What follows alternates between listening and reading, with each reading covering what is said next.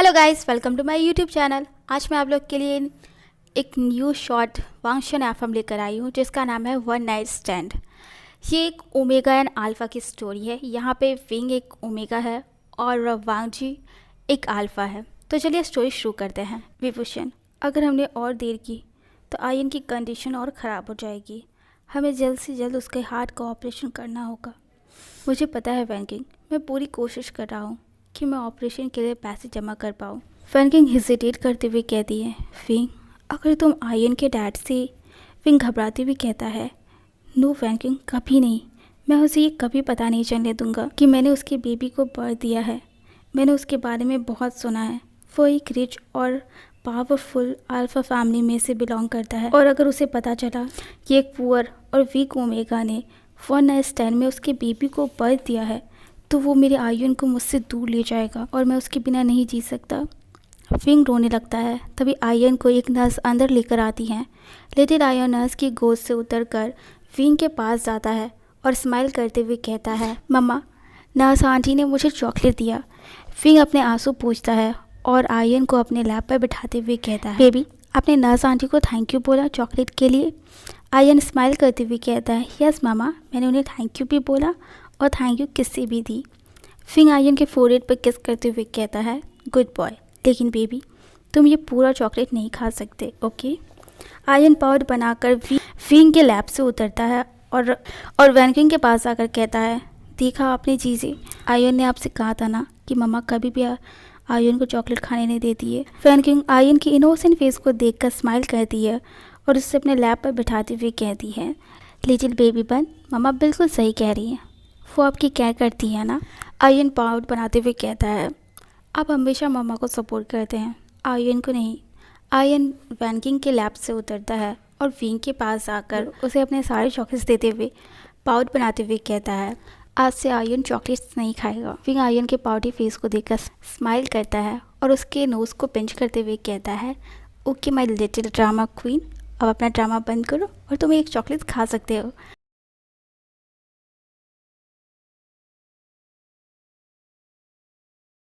Ion chocolate लेकर smile करता है। विंग आयन को लेकर अपने अपार्टमेंट जाता है। वो डिनर प्रिपेयर करता है और डिनर करने के बाद विंग आयन को स्टोरी सुनाकर सुला देता है। विंग आयन के फोरहेड पर किस करता है और रोते हुए कहता है, बेबी, मम्मा आपको कुछ नहीं होने देगी, चाहे मुझे कुछ भी करना पड़े, मैं आपको सेव करूँगा। विंग लिविंग रूम में जाता है और वैंकिंग को कॉल करता है। वैंकिंग कॉल रिसीव करती है। विंग कहता है, वैंकिंग, क्या आज रात तुम आयन के पास रह सकती हो? वैंकिंग कहती है, ऑफ कोर्स विंग, मैं आयन के पास रहूँगी, लेकिन तुम कहाँ जा रहे हो? क्या आज तुम्हारा नाइट शिफ्ट है? विंग सिर्फ हूँ में रिप्लाई करता है और थैंक यू बोलकर कॉल कट कर देता है।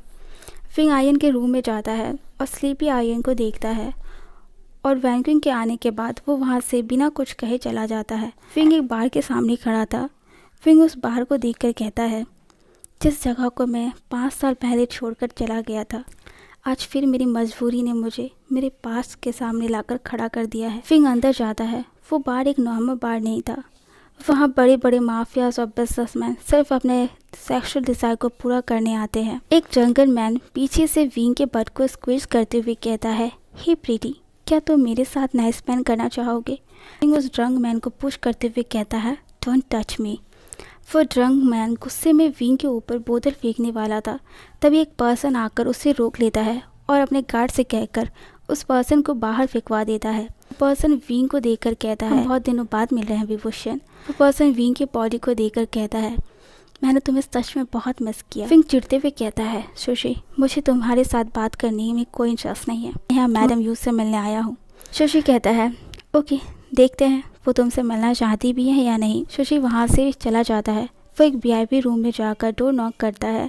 उस वीआईपी रूम से एक रेड ड्रेस पहनी लेडी बाहर आती है और सुशी को देखकर गुस्से में कहती है, सुशी, ये बिजनेस का टाइम है, तुम्हारी हिम्मत कैसे भी मुझे डिस्टर्ब करने की? सुशी सिर झुकाकर कहता है, सॉरी मैडम यू, लेकिन विभूषण आपसे मिलना चाहता है। मैडम यू शॉक्ड होते हुए कहती है, विभूषण, वो यहाँ क्या कर रहा है? ठीक है, तुम उसे अंदर ले आओ। सुशी विभूषण को लेकर मैडम यू के रूम में जाता है। मैडम यू विंग को देखकर स्माइल करती है। मैडम यू विंग के पास आकर कहती है, हम बहुत दिनों बाद मिल रहे हैं विभूषण। मैंने कभी सोचा भी नहीं था तुम यहाँ पर वापस आओगे।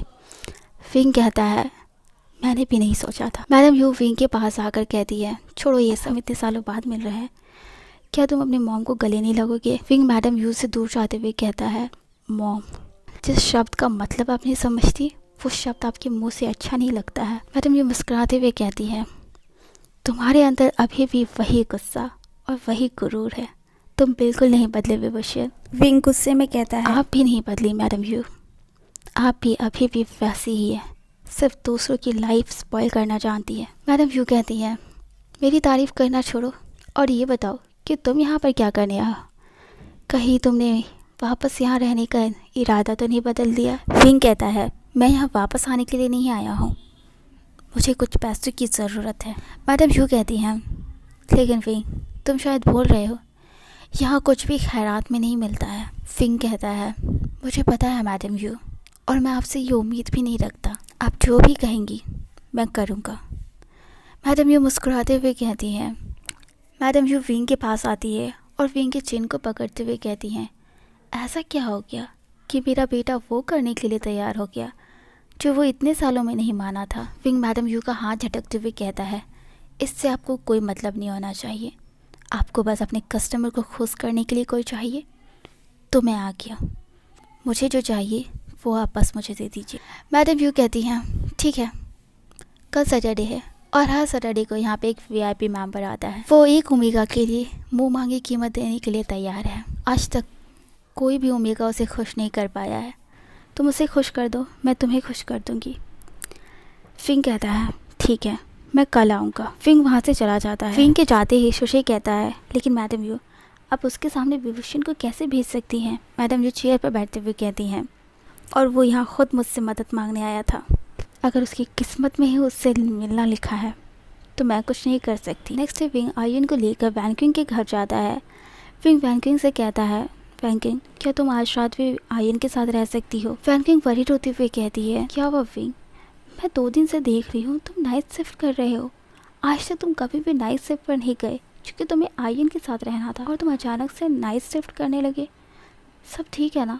कहीं तुम खुद पर ओवरवर्क तो नहीं डाल रहे हो ना? फिंग वैनक्विंग को शांत कराते हुए कहता है, ऐसा कुछ नहीं है वैनक्विंग, बस मुझे एक जॉब ऑफ़र मिला था इसलिए मैंने सोचा कि मैं इसे कर लेता हूँ, मुझे आयन के ऑपरेशन के लिए पैसे भी जमा करने आना।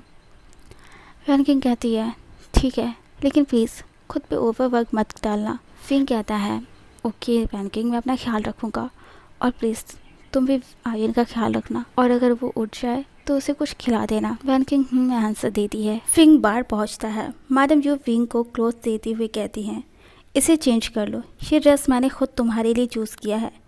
विंग ड्रेस लेता है और चेंज कर लेता है। विंग ने एक लेदर शॉर्ट्स पहना था जिसमें वो बहुत सेक्सी दिख रहा था। मैडम यू विंग की आइज़ को कवर करती हैं। विंग पूछता है, आप मेरी आइज़ को क्यों फोल्ड कर रही हैं? मैडम यू कहती हैं, क्योंकि उस वीआईपी कस्टमर को ब्लाइंड फूड पसंद है। विंग मन में सोचता है, ये कितना वियर्ड कस्टमर है।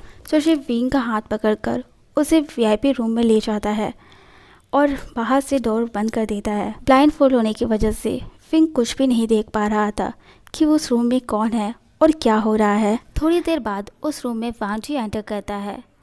वांजी जाकर बेड पर बैठ जाता है।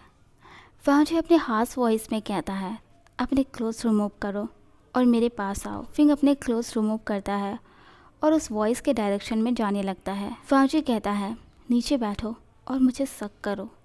विंग थोड़ा हेजिटेट करता है, लेकिन वह वैसा ही करता है जैसा उस कस्टमर ने कहा था।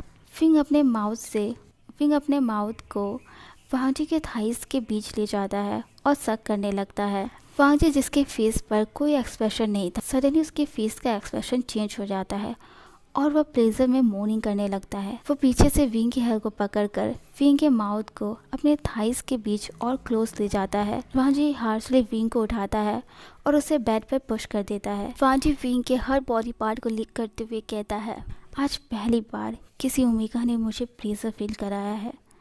वो धीरे धीरे विंग के नेक के पास जाता है और उसके नेक को स्मेल करता है। वांजी कहता है, तुम्हारा टच, तुम्हारा स्मेल, सब कुछ मुझे उस ओमेगा की याद दिलाती है।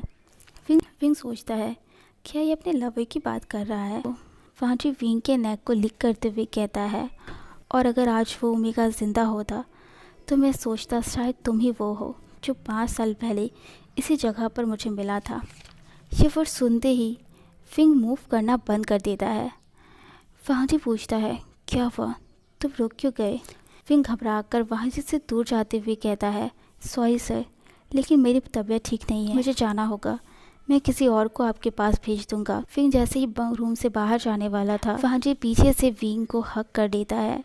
फिंग शॉक्ड होकर कहता है, सर ये आप क्या कर रहे हैं, मुझे जाने दीजिए। फांजी कहता है, नो कभी नहीं, 5 साल बाद तुम मुझे मिले हो। फिंग फांजी को पुश करते हुए कहता है, सर ये आप कैसी बात कर रहे हैं, मैं आज पहली बार आपसे मिला हूँ और मुझे बस पैसों की ज़रूरत थी, इसीलिए मैं यहाँ पर आया हूँ, मुझे जाने दीजिए। फिंग जैसे ही पीछे मुड़ने वाला होता है, फांजी टाइटली विंग का हैंड होल्ड करता है और उसके ब्लाइंड फोल्ड को हटा देता है। फांजी टाइटली विंग के चिक्स को पकड़ते हुए कहता है, तुम मुझसे झूठ बोल सकते हो, लेकिन तुम्हारा ये टच और तुम्हारा स्मेल मैं कभी नहीं भूल पाऊँगा। तुम्हें पता भी नहीं है कि ये 5 साल मैं कैसे जिया हूँ। अपना हर एक सेकेंड मैंने तुम्हें ढूंढने में लगा दिया है। मैंने जिस किसी को भी तुम्हें ढूंढने के लिए कहा, सबके पास बस एक ही आंसर था कि तुम ज़िंदा नहीं हो, लेकिन मुझे यकीन था कि तुम ज़िंदा हो और एक दिन मेरे पास ज़रूर आओगे। फिंग मुस्कुराते हुए कहता है, सिर्फ 1 नाइट स्टैंड के लिए इतना बेताबी? फांजी कहता है, वो तुम्हारे लिए 1 नाइट स्टैंड होगा, लेकिन मेरे लिए वो बहुत स्पेशल था। इन 5 सालों में मैंने हर दिन तुम्हें मिस किया है। फिंग कहता है, सॉरी सर, लेकिन आप ये सब गलत पर्सन से कह रहे हैं, क्योंकि मैं वो नहीं हूँ। फिंग वहाँ से चला जाता है। नेक्स्ट डे वांग जी के पास एक गार्ड आता है और वो वांग जी से कहता है, सर उसके बारे में मैंने सब पता कर लिया है, उसका नाम विवोशन है और वो हर दिन अलग अलग पार्ट टाइम जॉब करता है। वांग जी कहता है, ठीक है, तुम मुझे उसका एड्रेस दो। वो गार्ड कहता है, सर एक और बात। फिंग कहता है, क्या? वो गार्ड कहता है, विभूषण का एक 5 साल का बेटा भी है। वांग जी कहता है, ठीक है तुम जाओ। वांग जी कहता है, विभूषण तुमने अपने साथ साथ मेरे बेटे का सच भी मुझसे छिपाया 5 साल पहले। विभूषण चिल्लाते हुए कहता है, मॉम आप ऐसा सोच भी कैसे सकती हैं, मैं ये सब बिल्कुल नहीं करने वाला, मैं ये ऐसी ज़िंदगी नहीं जीना चाहता। मैडम ये विंग के पास आती है और उसके हेयर को पुल करते हुए कहती है, अपनी बकवास बंद करो, मैंने तुम्हें सड़क से उठाकर पाल पोस कर इसलिए बड़ा नहीं किया है कि तुम मेरे सामने अपना मुंह खोलो। विंग कहता है, ऐसे ज़िंदगी जीने से तो अच्छा होता कि आप मुझे उठाती ही नहीं। मैडम यूँ कहती हैं, आज तक मैंने तुम्हारे लिए क्या नहीं किया, तुम्हें क्या नहीं दिया। यहाँ पर लोग अपने सपने छोड़ कर आते हैं और तुम यहाँ बड़े होने के बाद भी तुम्हें सपने देखने का हक मिला। तुम्हें पढ़ना था, मैंने पढ़ने दिया, तुम्हें जो करना था मैंने करने दिया। अब तुम्हारा वक्त है कि तुम वो करो जो मैं चाहती हूँ। मैडम ये सुशी से कहती हैं, सुशी विंग को ले जाओ और जाकर इसे रेडी करो, चाहे ये माने या ना माने, इसे ज़बरदस्ती रेडी करो और वीआईपी रूम में ले जाओ, कस्टमर्स का वेट कर रहे हैं। सुशी कहता है, जी मैम। सुशी विंग को ले जाता है। विंग अपना हाथ छुड़ाते हुए कहता है, नो प्लीज़ मुझे नहीं जाना, मुझे ये सब नहीं करना, प्लीज़ मॉम प्लीज़, आप ये सब क्यों कर रही हैं, आप तो मुझसे बहुत प्यार करती थी ना, फिर आप ऐसा क्यों कर रही हैं मेरे साथ। लेकिन मैडम यू विंग की कोई बात नहीं सुनती। सुशी विंग को रेडी करता है और उसे एक वीआईपी रूम में ले जाता है। विंग जैसे ही रूम में एंटर करता है, पूरा रूम अल्फ़ा के स्मेल से कवर था। विंग अपने नोज़ को कवर करते हुए कहता है, ओ नो, ये अल्फ़ा तो रट में है, अगर मैं यहाँ रहा तो ये अल्फ़ा मेरे लिए बहुत डेंजरस हो सकता है। विंग डोर ओपन करने की कोशिश करता है, लेकिन बाहर से डोर क्लोज होने की वजह से विंग डोर ओपन नहीं कर पा रहा था। विंग जैसे ही पीछे मुड़कर देखता है, वो अल्फ़ा उसके सामने खड़ा था और धीरे धीरे उसके क्लोज आ रहा था। विंग पीछे जाते हुए कहता है, प्लीज़ मेरे क्लोज मत आओ, तुम अभी रट में हो, खुद को कंट्रोल करने की कोशिश करो। वो अल्फ़ा विंग की किसी बात का रिस्पॉन्स नहीं देता, वो बस विंग की तरफ आगे बढ़े जा रहा था। उसकी डार्क रेड आइज़ थी, उसके फेस पर कोई एक्सप्रेशन नहीं था, जैसे वो अल्फ़ा अपने सेंस में ही ना हो। अल्फ़ा विंग के क्लोज आता है और उसे स्मेल करते हुए कहता है, स्ट्रॉबेरी, तुम बिल्कुल स्ट्रॉबेरी की तरह स्मेल कर रहे हो। वो अल्फ़ा विंग के नेक को लीक करता है, जिससे विंग की बॉडी शिवर करने लगती है। उस अल्फ़ा के स्मेल से धीरे धीरे विंग की बॉडी भी हॉट होने लगती है और वो नीचे पूरी तरह से वेट हो जाता है। विंग सोचता है, ये मुझे क्या हो रहा है, मेरे हीट को तो अभी टाइम है, फिर अचानक से मेरी बॉडी हॉट क्यों हो रही है? ये सब इस अल्फ़ा के स्मेल की वजह से हो रही है। इसके स्मेल से मैं हीट में आ गया हूँ। अल्फ़ा विंग के ईयर को लिक करते हुए कहता है, तुम्हारी स्मेल मुझे रिलीफ फील करा रही है, बिल्कुल हेडेक नहीं दे रही है। वो अल्फ़ा विंग के लिप्स को लिक करता है। विंग भी हीट में होने की वजह से अपने बॉडी की मूवमेंट्स को कंट्रोल नहीं कर पा रहा था। वो अपने टंग को उस अल्फ़ा के माउथ में एंटर कर देता है। कुछ ही सेकंड में विंग फुली नीकेड उस अल्फ़ा के बॉटम में था और वो अल्फ़ा विंग के अंदर विंग जोर जोर से मोर्निंग करने लगता है। विंग मोर्निंग करते हुए कहता है, प्लीज़ हार्ड करो। वो अल्फ़ा जोर से विंग के अंदर ट्रस्ट करता है। ट्रस्ट करते समय वो विंग के बॉडी के हर पार्ट को बाइट किए जा रहा था, जैसे वो उसे खा जाना चाहता हो। और विंग को इन सब से पेन नहीं बल्कि प्लेजर फील हो रहा था। नाइट से कब आफ्टरनून हो जाती है उन दोनों को पता भी नहीं चलता है। विंग पूरी तरह से थक चुका था। उसके पूरे बॉडी पर सिर्फ रेड मार्क्स थे और उसके थाइस के बीच लीक कर रहा था। उसके साइड में वो अल्फ़ा चैन से सोया हुआ था, जैसे एक भूखा शेर पेट भर के खाने के बाद सोता है। विंग किसी तरह हिम्मत करके बेड से उठता है और धीरे धीरे उस रूम से बाहर जाता है। विंग की बॉडी इतनी वीक थी कि वो ठीक से चल भी नहीं पा रहा था। वो गिरने ही वाला था, तभी सुशी से पकड़ लेता है। सुशी विंग को पकड़कर उसके रूम में ले जाता है। विंग शावर लेता है और अपने ड्रेस को चेंज करता है।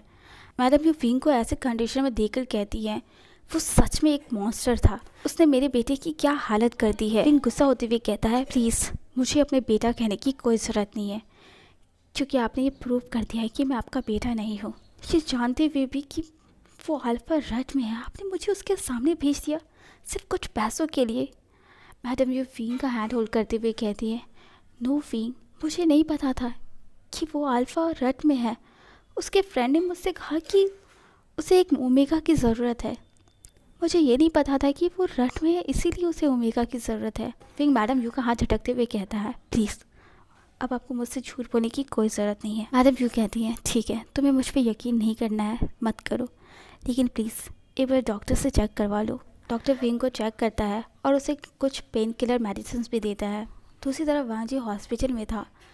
वो अपने डॉक्टर से कहता है, डॉक्टर मुझे उस अल्फ़ा के साथ सेक्स करने में कोई प्रॉब्लम नहीं हुआ और उसके स्मेल से भी मुझे बिल्कुल हेडेक नहीं हुआ, बल्कि उसकी स्मेल तो मुझे रिलीफ फील करा रही थी, मुझे स्ट्रेस फ्री फील करा रही थी। ऐसा कैसे हो सकता है डॉक्टर? आज तक मैं जितने भी अल्फ़ा के क्लोज गया हूँ, इरिटेशन और गुस्सा ही आया है, फिर उसके क्लोज रहकर मुझे इतना बेटर फील कैसे हो सकता है? आज तक मैं कभी किसी अल्फ़ा के क्लोज ज़्यादा देर तक नहीं रह पाया, लेकिन उसके साथ सोकर मुझे चैन की नींद आई। उसकी स्मेल मुझे अभी तक अट्रैक्ट कर रही है। डॉक्टर कहता है, मिस्टर लैन, ये तो मैं तब तक नहीं बता सकता जब तक मैं उस अल्फ़ा को चेक ना कर लूँ, लेकिन मैं इतना ज़रूर कह सकता हूँ, हो सकता है वो अल्फ़ा ही आपका सोलमेट हो। वांजी कहता है, क्या मतलब? डॉक्टर कहता है, मिस्टर लैन, कभी कभी हम सिर्फ अपने पार्टनर के स्मेल को ही हैंडल कर पाते हैं, और शायद आपके केस में भी ऐसा ही है। हो सकता है वो आपका पार्टनर हो, आपका मैट हो। आप एक बार उसे मेरे पास ले आइए, मैं उसके फेरोमोन को चेक करना चाहता हूँ, और मैं आपको यही सजेशन देता हूँ कि जितना हो सके आप उस अल्फ़ा के क्लोज रहने की कोशिश कीजिए। हो सकता है इससे आपकी कंडीशन भी ठीक हो जाए और आप दूसरे अल्फ़ा के स्मेल को भी हैंडल कर पाए। वांजी कहता है, okay doctor, thank you so much. वांजी हॉस्पिटल से सीधे उस बार में जाता है। मैडम यू वांगजी को देखकर कहती है, सर आप अभी यहाँ पर क्या कर रहे हैं? पार्टी तो रात में शुरू होती है। वांगजी कहता है, मैं यहाँ कोई पार्टी करने नहीं आया हूँ, मुझे वो बॉय चाहिए जिसके साथ मैंने लास्ट नाइट स्पेंड किया था। मैडम यू स्माइल करते हुए कहती हैं, सॉरी सर, लेकिन शायद आपको पता नहीं, यहाँ पर सिर्फ वन नाइट के लिए पार्टनर मिलता है, पूरे लाइफ के लिए नहीं। वांगजी स्माइल करते हुए कहता है, मुझे ये बात अच्छे से पता है और मुझे ये भी पता है कि यहाँ पे पैसे से सब खरीदा जा सकता है। वांगजी अपने गार्ड को इशारा करता है और वो गार्ड एक पैसों का बैग मैडम यू के पास लाकर रख देता है। मैडम यू पैसों का बैग देते हुए कहती है, सॉरी सर, लेकिन वो मेरे लिए कीमती है, मैं उसे आपको नहीं बेच सकती। वांगजी गुस्से में कहता है, तुम्हें जितनी कीमत चाहिए मैं देने के लिए तैयार हूँ, वो भी कैश में, बस मुझे वो बॉय चाहिए। मैडम यू कहती हैं, आप अपना टाइम वेस्ट क्यों कर रहे हैं? मुझे उसे नहीं बेचना, आप यहाँ से जा सकते हैं। वांजी वहाँ से चला जाता है। तभी विंग कॉलेज से वापस आता है। वो वहाँ से कार जाते देख मैडम यू से पूछता है, मैडम यू वो लोग कौन थे? मैडम यू विंग का बैग लेते हुए कहती है, कोई नहीं, तुम अपने रूम में जाओ और जाकर फ्रेश हो जाओ। विंग गुस्से में मैडम यू के हाथ से अपना बैग लेता है और अपने रूम में चला जाता है। 1 वीक बाद मैडम यू विंग के रूम में आती है और डोर नॉक करती है। विंग को ना चाहते हुए भी डोर ओपन करना पड़ता है। मैडम यू विंग के पास आकर कहती हैं, विंग बहुत हो गया तुम्हारा रेस्ट करना, आज तुम्हारे लिए एक स्पेशल गेस्ट आने वाला है, तो खुद को प्रिपेयर करके रखना, हमारा कोई भी ड्रामा नहीं चाहिए, अंडरस्टैंड? विंग खड़े होकर कुछ लेकिन सडनली वो बेहोश हो जाता है। मैडम यू सुशी को बुलाती है और उसे डॉक्टर को बुलाने के लिए कहती है। कुछ देर बाद डॉक्टर आकर विंग को चेक करता है। चेक करने के बाद मैडम यू डॉक्टर से पूछती है, क्या हुआ डॉक्टर, विंग सडनली बेहोश क्यों हो गया? डॉक्टर कहते हैं, कांग्रेचुलेशन मैडम यू, आपका बेटा प्रेग्नेंट है। मैडम यू कहती है, क्या वो प्रेग्नेंट है? डॉक्टर कहते हैं, यस मैडम यू, वो 1 वीक प्रेग्नेंट है। मैडम यू कहती हैं, ठीक है doctor, thank you so much. धीरे धीरे विंग को होश आता है। विंग सबके फेस पर वरीड एक्सप्रेशन देखते हुए पूछता है, क्या हुआ, आप लोग कितने वरीड क्यों हैं और मुझे क्या हुआ? मैडम यू विंग से कहती है, तुम बेहोश हो गए थे और डॉक्टर ने तुम्हें चेक करके बताया कि तुम 1 वीक प्रेग्नेंट हो। विंग शॉक्ड होते हुए कहता है, क्या मैं प्रेग्नेंट हूँ, लेकिन कैसे? तभी विंग को अपना 1 नाइट स्टैंड याद आता है। मैडम यू कहती हैं, विंग तुम इस बेबी को नहीं रख सकते, ये बस एक 1 नाइट मिस्टेक है। वांजी कहता है, नो, मैं इस बेबी को नहीं मारूंगा, ये मेरा बेबी है, मैं इसे बर्थ देना चाहता हूँ। मैडम यू कहती हैं, तो क्या तुम इसे अकेले पालोगे या फिर तुम इसके फादर को बताओगे कि तुम उसके बेबी को बर्थ देने वाले हो? और फिर क्या होगा जब उसे और उसकी फैमिली को पता चलेगा कि तुम्हारे जैसे एक अनाथ और पुअर ओमेगा उनके वारिस को बर्थ देने वाला है, तो वो तुम्हें अपने बेबी से अलग कर देगा। तुम ऐसा चाहते हो? फिंग कहता है, नहीं, मैं उसे कभी ये पता नहीं चलने दूंगा कि मैं प्रेग्नेंट हूँ। फिंग गिड़गिड़ाते हुए कहता है, प्लीज़ मैडम यू, प्लीज़, अगर आपने कभी भी एक पल के लिए भी मुझे अपना बेटा माना है तो प्लीज़ मुझे यहाँ से जाने दीजिए। मैं अपने बेबी को बर्थ देना चाहता हूँ, उसे एक बेटर लाइफ देना चाहता हूँ। प्लीज़ मैडम यू, प्लीज़ मुझे यहाँ से जाने दीजिए। मैडम यू भले ही पैसों के लिए कुछ भी करे, लेकिन विंग पहला एक ऐसा पर्सन था जिसने मैडम यू को माँ होने का दर्जा दिया था, जिसने उसे पहली बार मॉम कहा था। मैडम यू कहती हैं, ठीक है विंग, तुम यहाँ से जा सकते हो, लेकिन एक बात का ध्यान रखो, अगर तुम दोबारा यहाँ पर आए तो फिर तुम वापस नहीं जा सकते। विंग कहता है, ठीक है, लेकिन आपको एक प्रॉमिस करना होगा, अगर वो दोबारा मुझे ढूंढने आए तो आप उससे कह दीजिएगा कि मैं ज़िंदा नहीं हूँ। मैडम यू ठीक ऐसा ही करती है। वाजी जब दोबारा विंग के बारे में पूछने के लिए आता है तो मैडम यू उससे बता देती है कि एक कार एक्सीडेंट में विंग की डेथ हो गई है, और मैडम यू एक फेक कार एक्सीडेंट भी क्रिएट कर देती है, जिससे वांजी को ये यकीन हो जाए कि विंग सच में मर चुका है। फ्लैशबैक एंड होता है। विंग और वैनक्विंग को हॉस्पिटल में दिखाया जाता है क्योंकि आयन की कंडीशन बहुत क्रिटिकल होते जा रही थी। वैनक्विंग विंग के पास आकर कहती हैं, विंग, आयन की कंडीशन बहुत क्रिटिकल है, हमें जल्द से जल्द उसका ऑपरेशन करना पड़ेगा। विंग कहता है, वैनक्विंग बस प्लीज़ तुम थोड़ा देर वेट करो, हार्ट डोनेट करने वाला आता ही होगा, मैं उसे कॉल करता हूँ। विंग उस डोनर को कॉल करता है, लेकिन वो विंग का कॉल रिसीव नहीं करता। वैनक्विंग कहती है, विंग, मुझे लगता है तुम्हें आयन के डैड को उसके कंडीशन के बारे में बता देना चाहिए, मैं ये नहीं कर सकता। वैनक्विंग उसे समझाते हुए कहती है, विंग, वो बहुत रिच है, वो कहीं से भी डोनर हायर कर सकता है, इस डर से कि वो आयन को तुमसे दूर ले जाएगा, तुम उसे ज़िंदगी भर के लिए खो दोगी। उसे खोने से अच्छा है कि तुम उसे ज़िंदा देखो। विंग थोड़ी देर सोचने के बाद कहता है, तुम सही कह रही हो वैनक्विंग, मैं अपने एक फालतू से डर के चक्कर में अपने बेटी को नहीं खोना चाहता। विंग अपना फ़ोन निकालता है और वांजी के नंबर पर डायल करता है। दूसरी तरफ वांजी अपने फ़ोन में विंग का नंबर देखते ही उसे तुरंत रिसीव करते हुए कहता है, विंग रोते हुए कहता है, वांजी, मुझे तुम्हारी मदद की ज़रूरत है। वांजी विंग को शांत कराते हुए कहता है, विंग, शांत हो जाओ और आराम से मुझे बताओ कि क्या हुआ है, तुम ठीक हो ना? और आयन ठीक है ना? विंग कहता है, नो वांजी, आयन ठीक नहीं है, वो हॉस्पिटल में है। वांजी शॉक्ड होते हुए कहता है, क्यों, क्या हो गया आयन को, उसकी तबीयत ठीक है ना? विंग वांजी को आयन की कंडीशन के बारे में बताता है। वांजी कहता है, तुम चिंता मत करो विंग, मैं जल्द से जल्द किसी डोनर को हॉस्पिटल लेकर आता हूँ। विंग रोते हुए कहता है, प्लीज़ लेंजर जल्दी आना, तुम्हारे बेटे को तुम्हारी ज़रूरत है। वांग जी कहता है, यस विंग, मैं आ रहा हूँ। वांग जी जितनी जल्दी हो सके एक डोनर को ढूंढता है और हॉस्पिटल लेकर जाता है। डॉक्टर आयन का ऑपरेशन स्टार्ट कर देते हैं। विंग रोते हुए कहता है, थैंक यू सो मच लेंजर, तुमने मेरे बेटे के लिए और मेरे लिए जो किया, मैं शायद उसका एहसान कभी नहीं चुका पाऊँगा। आई एम सॉरी, मैंने तुमसे इतनी बड़ी बात छिपाई। आयन तुम्हारा भी बेटा है, लेकिन इस डर में कि तुम उसे मुझसे छीन लोगे, मैं तुम्हें कभी सच नहीं बता पाया। वांग जी विंग को चुप कराते हुए कहता है, नो विंग, मैं कभी भी आयन को तुमसे नहीं छीनना चाहूँगा।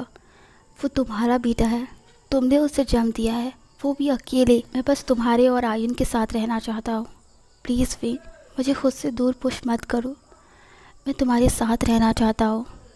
जब से मैंने तुम्हारे साथ वो नाइट स्पेंड किया है, मैं किसी और के बारे में सोच भी नहीं सकता। मुझे बस हर पल बस तुम्हारी याद आती है, तुम्हारे स्मेल की याद आती है, तुम्हारी टच की आदत हो गई है मुझे। प्लीज़ विंग, वो मेरे लिए बस वन नाइट स्टैंड नहीं था। प्लीज़ मुझे एक चांस दो, ताकि मैं आयन का अच्छा फादर बन सकूं और तुम्हारे लिए एक अच्छा पार्टनर। प्लीज़ विंग, मुझ पे एक बार ट्रस्ट करो।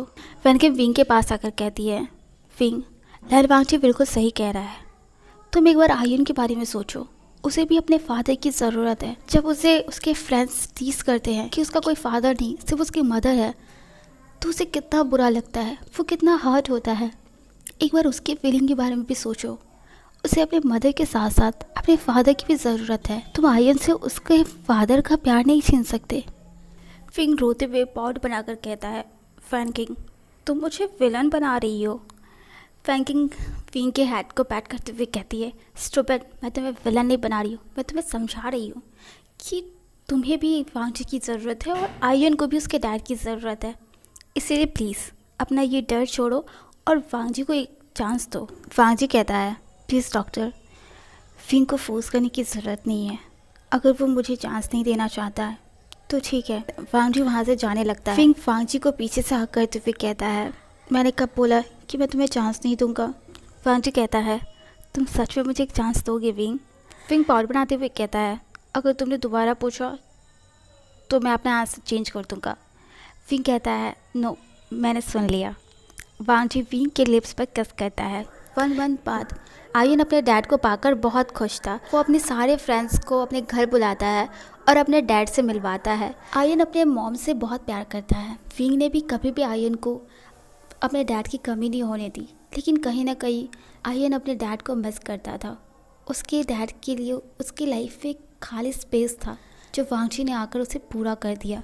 विंग आयन को वांग जी के साथ स्माइल करते देख वैनकिंग से कहता है, वैनकिंग, जैसे मैं लेंजा से जेलस हो रहा हूँ। वैनकिंग पूछती है, लेकिन ऐसा क्यों विंग? विंग कहता है, जब से वांग जी आया है तब से आयन मुझ पर बिल्कुल ध्यान नहीं देता। शायद अब वो मुझसे प्यार नहीं करता, उसे अब मम्मा की ज़रूरत नहीं है। तभी वांग जी आयन को लेकर आता है और दोनों विंग के चिक्स पर किस करते हुए कहता है, ऐसा बिल्कुल नहीं है विंग, मेरे लिए और आयन के लिए तुम हमेशा स्पेशल रहोगे और हमें हमेशा तुम्हारी ज़रूरत है। इसीलिए प्लीज़ हमें छोड़कर कहीं मत जाना और हमेशा हमारे साथ रहना। Right ion? आयन स्माइल करते हुए कहता है, राइट मम्मा, डैडी बिल्कुल सही कह रहे हैं। आयन भी आपसे बहुत प्यार करता है और डैडी भी। दोनों विंग के चिक्स पर किस करता है और वैनकिंग इस स्वीट फैमिली मोमेंट को फोटो में कैप्चर कर लेती है। ओके गाइस, ये एफएम यहीं पे ख़त्म होता है। आई होप आप लोग को ये एफएम अच्छा लगा हो। अगर आपको ये स्टोरी अच्छी लगी तो प्लीज़ लाइक कीजिए, कमेंट कीजिए, सब्सक्राइब कीजिए। Bye, thank you so much.